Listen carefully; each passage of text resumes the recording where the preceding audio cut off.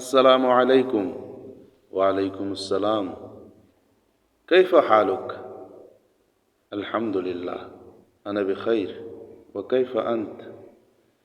بخير وعافية. ما اسمك يا أخي؟ اسمي عمر. وأنت يا أخي ما اسمك؟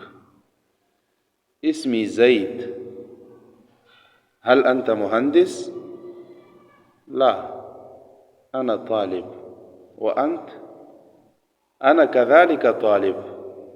أين بيتك يا أخي؟ بيتي في بشاور. وأنت أين تسكن؟ أسكن في مردان. جيد جيد.